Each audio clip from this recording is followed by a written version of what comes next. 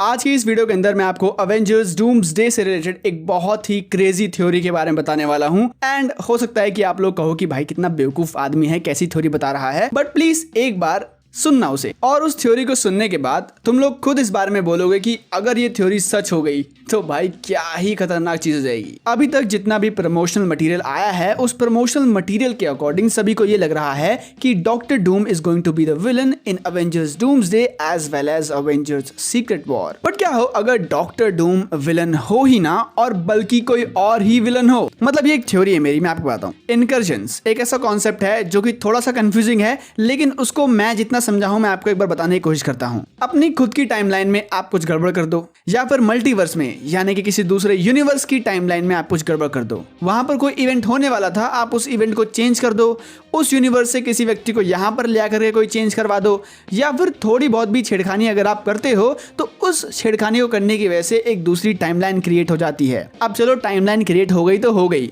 लेकिन उसके साथ एक कॉम्प्लेक्सिटी भी हो जाती है, और वो ये है कि एक यूनिवर्स की अर्थ दूसरे यूनिवर्स की अर्थ से टकरा जाती है, और फिर ऑब्वियस सी बात है कि बहुत सारा डिस्ट्रक्शन भी होता है इसके बाद। अब ये जो डूम्सडे का नया ट्रेलर आया है, इस ट्रेलर के स्टार्टिंग में डॉक्टर डूम कुछ बोलते हैं और वो ये कहते हैं कुछ बहुत ही ज्यादा गड़बड़ हो रही है और हमें उस गड़बड़ को रोकने के लिए कुछ डिसीजन लेना पड़ेगा। हम उस गड़बड़ को तो समझ नहीं पा रहे हैं, लेकिन हमें कोई डिसीजन लेकर के उस गड़बड़ को रोकने की कोशिश जरूर करनी पड़ेगी। और थॉर भी यही चीज बोलता है। उसने एक ऐसे विलन को फेस किया है जो कि बहुत ही ज्यादा खतरनाक है और कुछ बहुत ही ज्यादा खतरनाक है उसके साथ। अब मुझे इसके चांसेस बहुत ही कम लगते हैं कि थॉर डॉक्टर डूम के बारे में बात कर रहा था। हो सकता है कि कोई ऐसा विलन हो जिसके बारे में डॉक्टर डूम भी बात कर रहे थे स्टार्टिंग में, और थॉर भी उसी विलन के बारे में बात कर रहा था। अब देखो इसका मैं एक बहुत ही बेवकूफ टाइप लॉजिक देने वाला हूं आपको। इस फिल्म का नाम अवेंजर्स डूम्सडे क्यों है? डूम्सडे मतलब वो दिन होता है जब तबाही हो रही हो, और इनकर्जन्स की वजह से एक यूनिवर्स की अर्थ दूसरे यूनिवर्स की अर्थ से टकरा रही है। तो तबाही तो हमें यहाँ देखने को मिल रही है। तो अब तबाही तो इस मूवी में हमें देखने को मिलने वाली है, ये तो चीज कंफर्म है।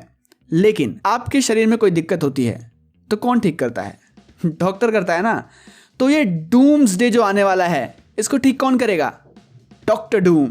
मेरा ये मानना है कि doctor Doom is the one guy जो कि इन चीजों को सही करना चाहता है, बट जो उसका तरीका है वो तरीका बहुत ही ज़्यादा खतरनाक है, और या फिर मॉरली सही नहीं है। यानी कि उसमें बहुत लोगों की जानें जा रही होंगी, या फिर नॉर्मल लोगों को कुछ खतरा होगा, या फिर ऐसा कुछ जिसके कारण थॉर बहुत ज़्यादा गुस्सा हो जाता है डॉक्टर डूम पे और उनकी एक लिटिल फाइट होती है। और कोई और ही वो विलन है जो कि बहुत ही ज़्यादा खतरनाक है और थॉर उसके बारे में बात कर रहा था। क्योंकि ट्रेलर के स्टार्टिंग में डॉक्टर डूम खुद बोल रहा है कि कुछ खतरनाक हो रहा है, हमें कोई डिसीजन लेना है। तो मुझे लगता है कि कोई भी विलन ऐसे बात नहीं करेगा। विलन के पास एक प्रॉपर गोल होता है। थैनोस के पास एक प्रॉपर गोल था, हालांकि वो गोल किसी भी काम का नहीं था, बट फिर भी उसके पास गोल था। यहाँ तो हमारा मेन विलन ही बोल रहा है कि कुछ हो रहा है, कुछ पता नहीं है क्या हो रहा है, लेकिन हो रहा है। तो मुझे पता है कि मैंने बहुत ही ज्यादा अजीब सी ये थ्योरी दी है और इसके सही होने के चांसेस बहुत ही कम हैं, बट थ्योरीज बनाने का मकसद यही होता है कि आप कुछ ऐसी चीज के बारे में सोच पाएं जो कि मूवी के अंदर नहीं होने वाली है, बट उससे मूवी के लिए हाइप बढ़ती है। इमेजिन कीजिए डॉक्टर डूम को आप विलन समझ रहे हो और लास्ट में मिलता है कि डॉक्टर डूम तो विलन था ही नहीं, बल्कि विलन कोई और ही था। अब ये भी मैंने जस्ट स्पाइडरमैन की सारी फिल्मों को रैंक किया है, तो ये रही वीडियो, इस पे क्लिक करके देख सकते हो आप। Bye bye.